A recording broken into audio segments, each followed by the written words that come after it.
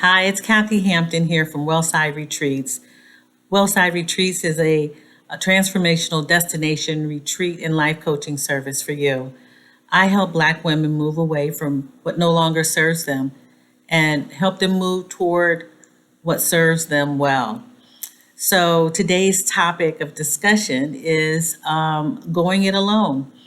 Before I get started with that, I'd like you to subscribe to my YouTube channel, like it, like this video, as well as turn on the notification bell so that you know when I will be posting again next. So, going it alone, what does that mean? Well, I purposely chose the words a little strategically, well, at least to my benefit, really, to be able to explain to you what I believe going it alone means. Going meaning taking some action, moving someplace. And going it alone is doing the action by yourself, for yourself, and in order to learn more about yourself. I'm a queen of what I call self-awareness. I want people to understand where they are on this spectrum of life, be knowledgeable and not just move through the motions. And going it alone does not mean that you are lonely. Loneliness is another thing. It's a whole nother thing, like an emotion that keeps one stagnant, I believe. And there are cases in my life where I have felt lonely. I felt misunderstood. I felt isolated. I felt discriminated against, and which made me feel lonely. I didn't feel that I had anyone to talk to about it. And loneliness can happen within, crowds of thousands of people, within your home, where you are quite familiar with the people around you, but there's no communication or understanding, which then causes loneliness. So this is a subject about persevering, so to speak, moving toward something for your benefit. There are some cases, and some examples I'd like to share about going it alone. I recently posted a video that was called Life After a Golden Divorce. And in that video, I talk about really how one can be married for a lengthy amount of time, but at the awareness that there is no longer something viable within the marriage, that there is life afterwards. And I chose in this instance to go it alone, to be by myself, for myself, and take stock in myself. Going it alone can mean taking a solo trip, a journey, a travel by myself, by yourself, to explore the world, being curious enough to know or want to know what other cultures do, how they live, and how you can navigate through the barriers of language, not knowing the area in which you are immersed in, but learning about it enough that you can be comfortable and experience differences that just may be beneficial to you. Also, living alone after, not having family in a home, one becomes an empty nester, and therefore you're going it alone. You are living a life in an environment which you knew as one thing, now it is another. And that dynamic is, it's different, but you can create a life for yourself in that instance and go it alone. There evidently is a trend of people over 60 who are living alone, not just because they're widows or widowers, it's because they are choosing to live alone, as empty nesters or after divorce or not moving in with the children or whatever the case may be, moving toward living alone and creating life as they know it for themselves.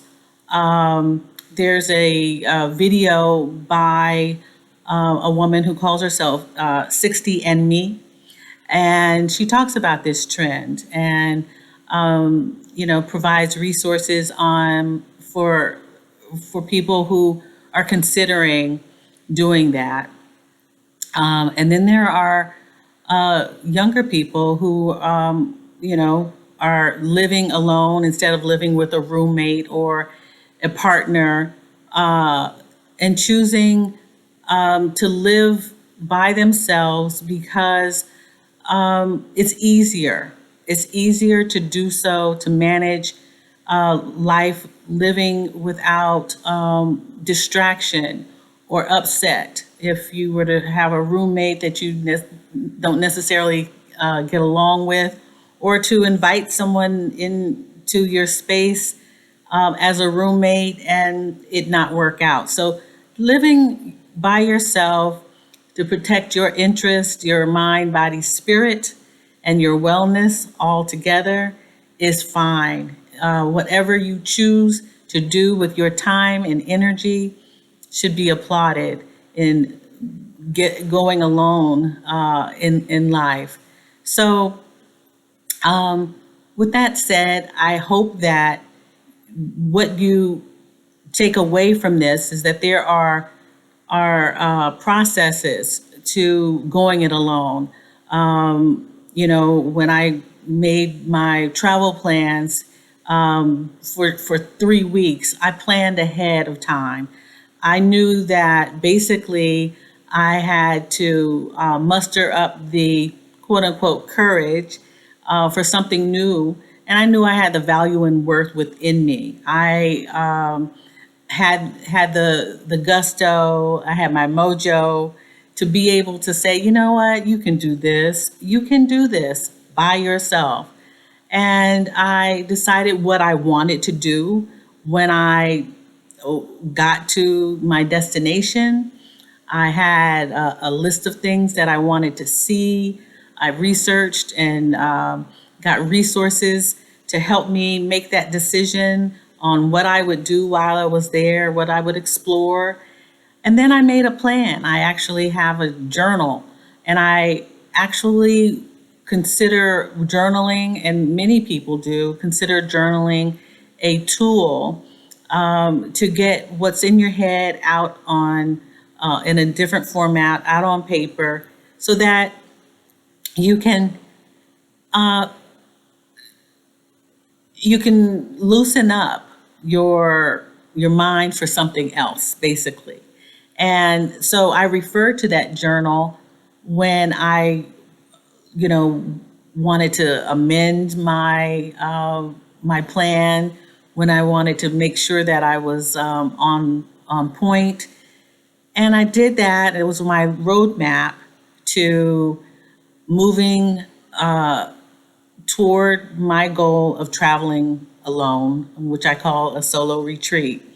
So the steps to doing all of that, just like any other thing that you want to do, is to feel confident in yourself, know your value and worth, decide what you want to do, to take it from a book in the 60 and Me resource, which says basically dance by yourself. Basically, dance by yourself. What do you want to do? What movement do you want to take by yourself? And then make a plan and execute that plan to see where you can go.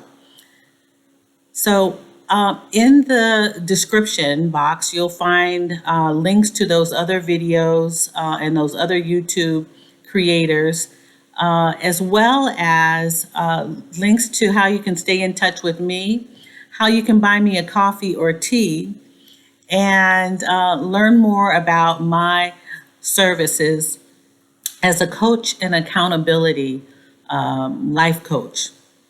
Basically, You can set up an appointment with me for a clarity call and sign up for my newsletter as well for my blog posts and other announcements. But I will be talking to you in the near future about other ways in which you can let go of fear, as well as the roadblocks that would keep you from living your best self, aware of what you want to do and how you can do that by going it alone. Take care until I see you next time. All right, bye-bye.